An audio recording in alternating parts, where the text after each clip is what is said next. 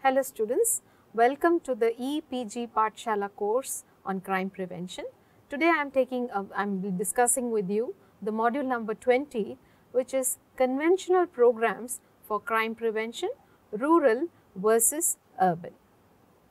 In this module, we will be trying to understand the distinction between the causal mechanisms of crime in rural and urban areas, differentiate the factors to be considered in designing programs for prevention in rural and urban areas, and rural crime prevention programs.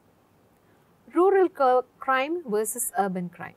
Rural crime may be defined as the crime occurring in rural areas.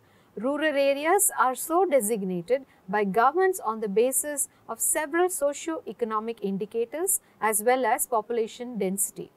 In general, rural areas tend to be sparsely populated and contain smaller settlements such as villages and sometimes towns, and have traditionally relied on agriculture as their economic basis. Rural communities are often closely knit socially, but may also be physically secluded, which may cause some problems of access to transport and other services. There are a large number of crimes, for example, vehicle crime, violent crime and burglary, that take place both in rural and urban localities. However, the consequences of these crimes and the way of dealing with them may differ because of the rural context. There are also a small number of crimes that tend to be mainly affecting the rural areas. For example, stealing agricultural machinery or livestock are less common elsewhere.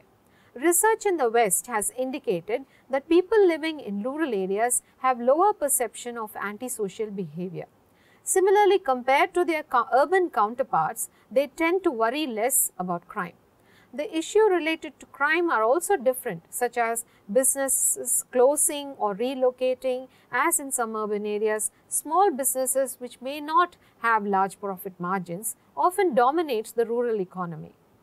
Consequently, the costs of crime to small rural businesses may force them to close or relocate. This can impact on employment levels and can increase social exclusion locally. Isolation. Rural victims of crime often live apart from families and close friends, and so do not always have a support network they can rely on. Similarly, rural victims of crime may be less aware of and able to access victim support services that non-rural victims may get. Prevention through similar types of crime occur in urban and rural areas. The reasons for them happening and the ways of trying to prevent them may be very different. For example, to prevent vehicle theft, it is not necessarily practical to implement urban target hardening measures such as CCTV and security patrol in rural areas. Other creative solutions are likely to be required. Underreporting of hate crimes. Rural residents may be reluctant to report certain type of incidents. For example, crimes motivated by prejudice against their race or sexuality. This is often due to the lack of support services available or a lack of awareness about services which do exist.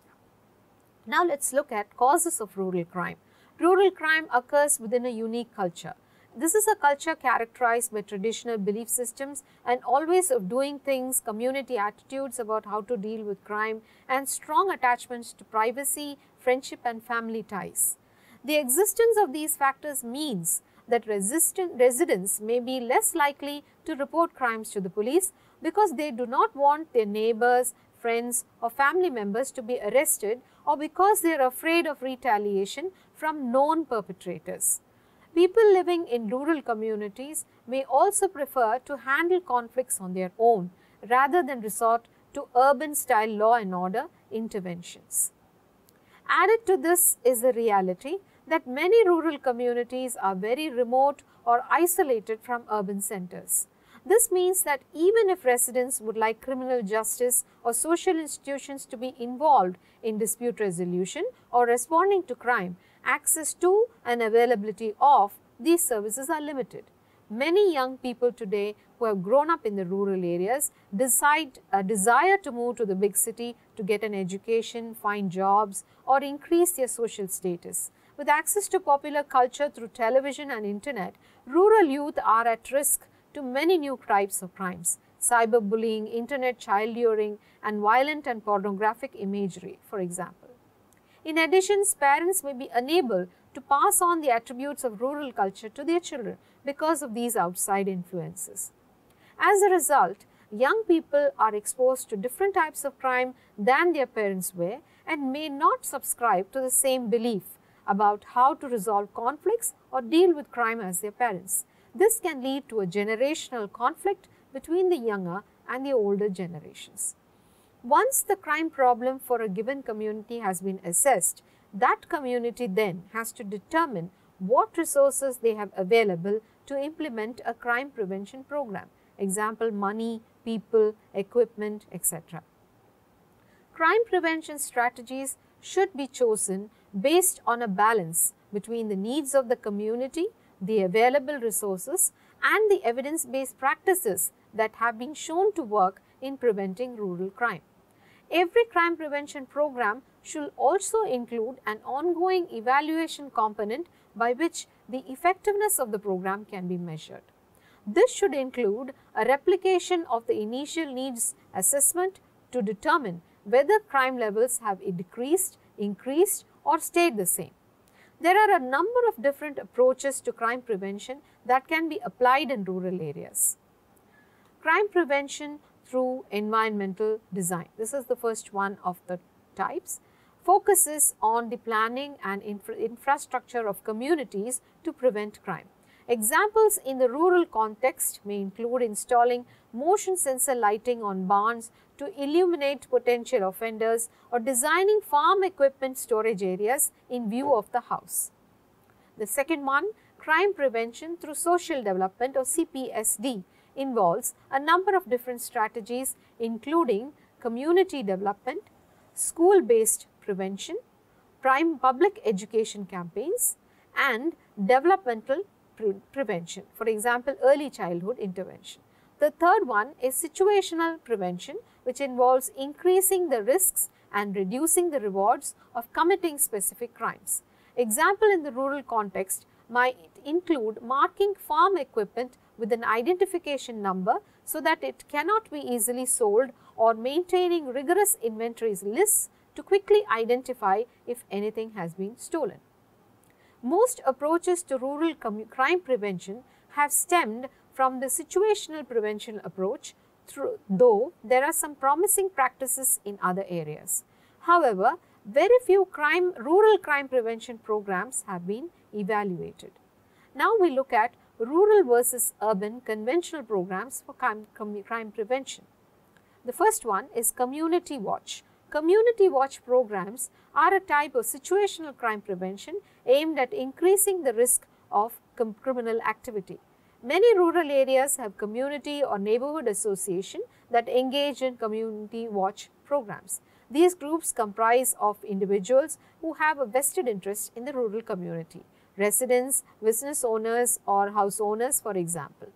The objective of these organizations are to reduce the opportunity for crime to occur by improving security practices, engaging in neighborhood surveillance, participating in crime prevention awareness programs, and facilitating communication between the residents and the police. Research on neighborhood associations has found that when community members take policing upon themselves, the individuals who have been policed become socially separated from their own community, which may not be the best approach to reducing crime. Indeed, evaluations of neighborhood watch programs in urban areas have found that programs only using a watch component were ineffective at preventing crime. An effective neighborhood watch program would work at multiple levels and include home security inspections, tracking devices on farm equipment, and signs indicating that the equipment are being monitored. An effective program would also foster partnerships between police, local residents, and other community agencies and the criminal justice services. To date, there are no rigorous evaluations of rural community watch programs. Second one is the crime prevention through environmental design. Crime prevention through environmental design, or CPTED, or designing and constructing buildings and public spaces with an eye to preventing crime. It is a popular approach to crime prevention. For example, a rural community college in West Virginia installed a two-way communication system in all of its classrooms in an effort to prevent campus tragedies. The communication system includes an emergency paging system and the ability to broadcast campus-wide announcements.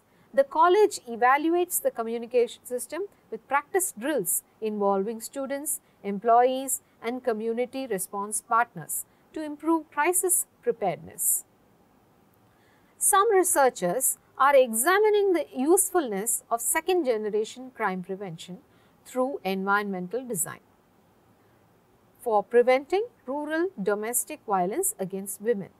Second-generation CPTED goes beyond the physical environment and works to ready communities to support certain crime prevention initiatives. Researchers have looked at the case of domestic violence and theorize that second-generation CPTED could work to change community norms, beliefs, and values that support or tolerate women abuse.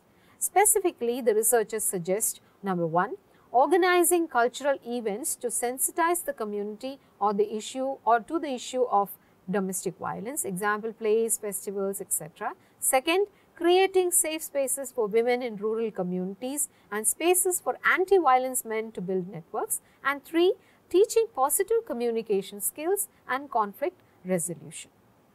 The third type of prevention, crime prevention through social development. The idea of community readiness for crime prevention in rural settings is examined in an American study which focused on community development, an important concept in crime prevention through social development.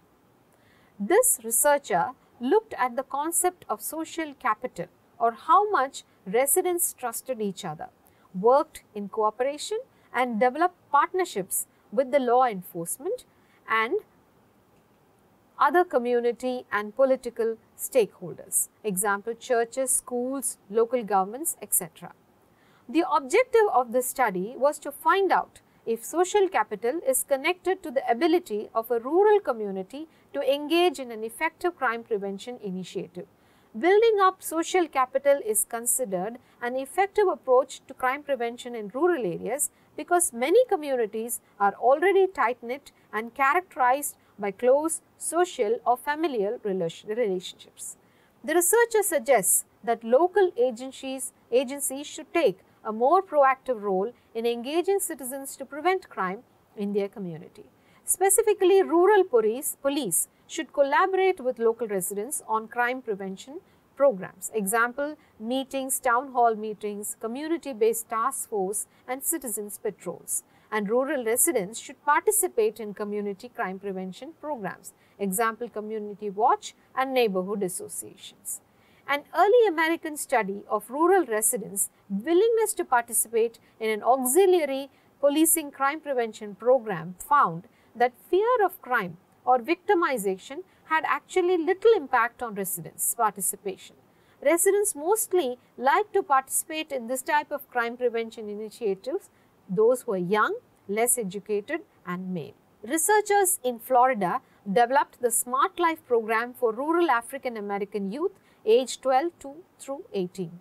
This program aims to foster independent and productive lifestyles through goal-oriented planning and empowerment. Seminars are held in various community locations, example schools, community centers, churches, etc., with topics including the meaning of being an African American, the history of African people, and the prevention of crime and violence, early sexual experiences and pregnancy, alcohol and drug abuse, and school failure. While the researchers provide anecdotal evidence of the positive effect of the program and on the youth participants, they also suggest that programs should include parents in the education as well as the possibility of community-based safe house for particularly at-risk youth. Another program designed for rural African American families is the promising program Strong African American Families SAAF, supported by the Center for the Study and Prevention of Violence at the University of Colorado. SAAF is a family-centered program designed to prevent alcohol and drug abuse among rural African American youth aged 10 to 12 years and to improve the parenting practices of their caregivers. The program consists of 7 weekly meetings involving youth and caregivers, sharing a meal, separating into 2 groups to watch age and role appropriate videos and engage in discussion, and then to reconvene to practice learned skills. The youth program content focuses on setting goals, learning skills to resist drug use, and developing negative attitudes towards drug and alcohol use. The caregiver content covers communication skills, limit settings, racial socialization skills, and how to establish clear expectations about alcohol and drug use. An evaluation of this program found that youth who participated in the program were less likely to start using alcohol, and those who did increase their use less over the time than youth who did not participate in the program. SEAF is based on the Promising Strengthening Families program SFP for parents and youth aged 10 to 14 years. This program has been implemented in 33 rural schools in the American Midwest. It focuses on improving family communication and reducing risk factors for adolescent problems. Parents learn communication skills, including how to communicate, expectations of children's behavior, consistent discipline techniques, and how to manage their emotions. Youth learn peer resistance and refusal techniques, social interaction skills, and how to manage stress and their emotions. Families then come together to practice conflict resolution and communication skills. In an evaluation, this program improved parents-child management practices, increased parent-child communication, and strengthened family cohesiveness. Youth who participated in the program had lower rates of alcohol use than youth who had not participated in the program. Another promising program is the school-based Project Northland, designed to reduce adolescent alcohol use. This program has been implemented in rural communities and targets youth in grades 7 to 9 and then again grades 11 to 12 in the USA. Each school year is based on a specific theme: child-parent communication, alcohol resistance skills, active citizenship, alcohol-related peer pressure, and changing alcohol-related social norms. An evaluation after 3 years of the program found that youth who participated were less likely to drink, and when they did drink, they drank less alcohol and had better communication with their parents about the consequences of drinking than those who did not participate. A longitudinal evaluation of the Project Northland found that youth who had participated in the 6 years of the program were less likely to increase their use of alcohol, and parents had stricter rules regarding teen alcohol use than individuals who did not participate. Next, we look at policing in rural areas. Policing in rural areas usually involves some form of community policing. A study in Australia found that many officers in rural communities found policing in rural communities to be an impossible job. Difficulties officers had with the policing rural communities stemmed from residents' rationalization of certain crimes. Example, drunk or young people just having a good time, and their lack of cooperation with the police. The most effective police officers in their rural areas utilized traditional community policing. Police officers integrated themselves into the community and exercised their judgment when it came to community standards of behavior. In Western Australia, another approach to rural policing derived from the rural crime prevention strategy of the Office of Crime Prevention is which is a multi-agency approach. This multi-agency approach engages police officers, different government departments, community-based agencies, private agencies, and volunteers to police rural communities. In one study of this approach, the researcher found that multi-agency policing has the potential to be more inclusive form of policing, though it is still mainly driven by the government. In the USA, rural policing of illicit drug production has expanded in some jurisdictions to include community members as well as the police in a multi-agency approach. New anti-drug legislation at the state level has called on residents, pharmacists, retail clerks, natural resource officers and others in the rural areas to police the purchasing and use of cold medicine, batteries and drain cleaner chemicals, all used in the production of methamphetamine. Individual police departments offer a number of property crime prevention tips for rural residents that can be found on their websites.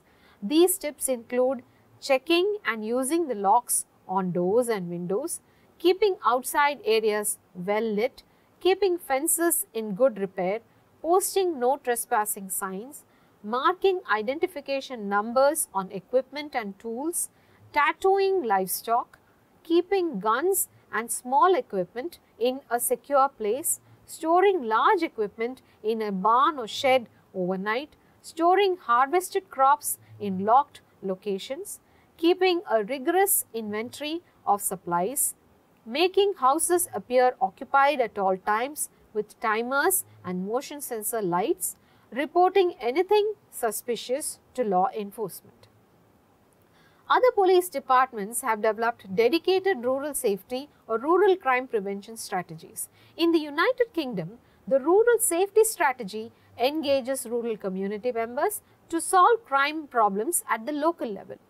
Central to this initiative is the creation of rural safety groups comprised of community stakeholders. These groups collect data about the local crime problem and then determine the best crime prevention techniques to solve the problem.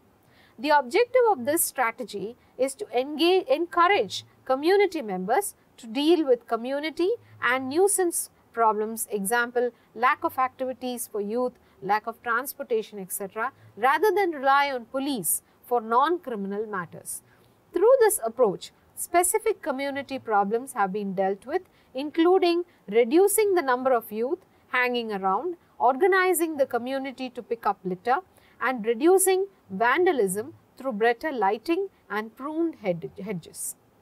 The second type of situational prevention programs in the rural context are based on reducing the opportunities for crime to occur. In an American study of farm theft, the researchers theorized that more attractive targets will be stolen more often, crime victimization will be more likely when farm operations are in close proximity to potential offenders, as well as more exposed and less guarded. The researchers found that items that are easily transportable are most likely to be stolen. They also found that farms on flat terrain and with a large acreage experienced more crime victimization. Finally, farms that did not utilize security measures like locking or hiding equipment used traditional protective measures like example honing a dog, or where owners were less able to see or monitor their property were more likely to experience victimization. Recommendations for preventions include increasing the security of farm buildings and equipment or creating a centralized database of identification numbers for farm equipment and rural hotspot policing where vulnerable areas receive proactive policing and crime prevention initiatives. However, in one Australian study of property crime on rural farms, farm security had no impact on victimization rates. What did make a difference was the proximity of the farm to urban centers, whether or not farm buildings were visible from the farm residents, and the condition of the terrain to access the farm. Now, in this module, we looked at how crime is a significant problem for rural communities and is not confined to big cities. There are many ways in which crime committed in rural areas is different from crime committed in cities. Different targets for burglary and theft, for example, livestock, farm equipment, etc.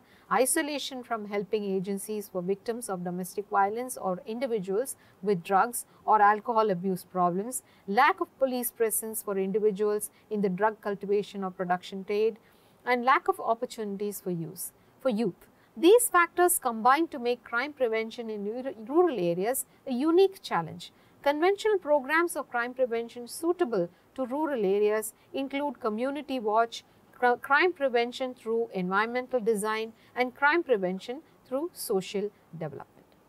Thank you students. Thank you for watching EPG Pathshala course on crime prevention.